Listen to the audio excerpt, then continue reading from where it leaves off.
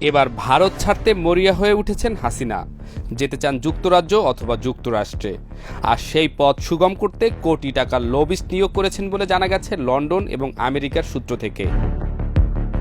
ক্ষমতাচ্যুত হয়ে ভারতে অবস্থানের 4 মাস পার হয়েছে হাসিনার, অথচ ভারত সরকার এখনও তার ইস্যুতে কোনো ব্যবস্থা নিতে পারেনি।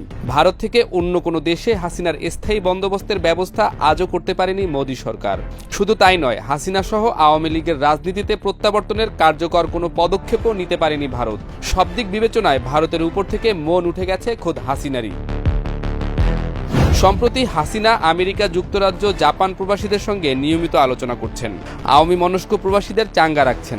পাশাপাশি এসব দেশে অবস্থানরত প্রভাবশালী বাংলাদেশিদের নির্দেশ দিয়েছেন ভারত থেকে তাকে সেখানে স্থায়ী বসবাসের বন্দোবস্ত করার জন্য। একটি সূত্র থেকে জানা গেছে যুক্তরাষ্ট্রে এরই মধ্যে সজীব ওয়াজেদ জয় কোটি টাকা বিনিয়োগ করে লবিস্ট নিয়োগ দিয়েছেন।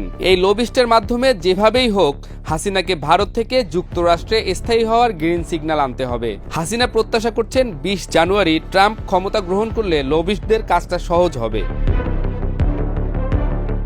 এদিকে সম্প্রতি বাংলাদেশ ঘুরে গেছেন ভারতের পররাষ্ট্র সচিব বিক্রম মিশ্রি। তিনি নিশ্চিত করে গেছেন ভারত বাংলাদেশের সঙ্গে সুসম্পর্ক বজায় রাখতে চায়। শুধু তাই নয়, বিক্রম মিশ্রি সংসদীয় কমিটিতে বলেছেন হাসিনার সরকার বিরোধী প্রচারণা ভারত সমর্থন করে না। ভারতের পররাষ্ট্র সচিবের এমন বক্তব্যে হাসিনা সহ আওয়ামী লীগপন্থীদের মুখ চুপসে গেছে, যে কারণে ভারতে অবস্থান করে হাসিনার কোনো লাভ হবে না বলে মনে করছেন সজীব ওয়াজেদ জয় এবং দিল্লিতে অবস্থান করা হাসিনার মেয়ে সাইমা ওয়াজেদ পুতুলও।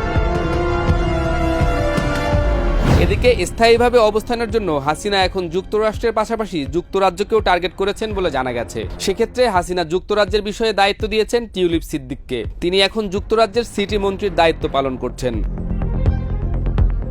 একটি সূত্র থেকে জানা যায় হাসিনা এবং আওয়ামী লীগ ইস্যুতে সজীব ওয়াজেদ জয় আগেই কোটি টাকা খরচ করে ভারতের লবিস্ট নিয়োগ দিয়েছিলেন, কিন্তু সেই লবিস্ট সঠিকভাবে দায়িত্ব পালন করতে পারেনি। এবার জয় নিজেই লবিস্ট নিয়োগ করেছেন আমেরিকাতে।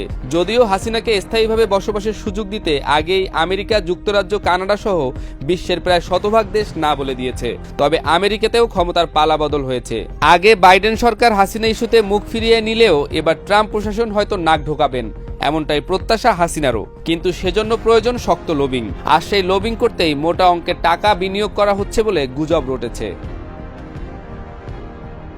দীর্ঘ 4 মাস ভারত হাসিনার বিষয়ে কোনো দফারফা করতে পারেনি। চট করে মোদী সরকার হাসিনার বিষয়ে খুশি হওয়ার মতো কিছু করবে এমনও কোনো লক্ষণ দেখছে না আওয়ামীপন্থীরা। সব মিলিয়ে ভারতে এখন ভালো নেই স্বৈরাচারী খেতাব পাওয়া সাবেক এই প্রধানমন্ত্রী। হাসিনার বয়সও বাড়ছে। এখনই কোনো পথ বের করতে না পারলে রাজনীতিতে হাসিনা যুগের অবসান অনেকটা নিশ্চিত হয়ে যাবে। এই চিন্তা থেকেই ভারত ছাড়তে চেষ্টা করছেন হাসিনা, এমনটাই দাবি করছে আমেরিকা লন্ডনের একাধিক সূত্র।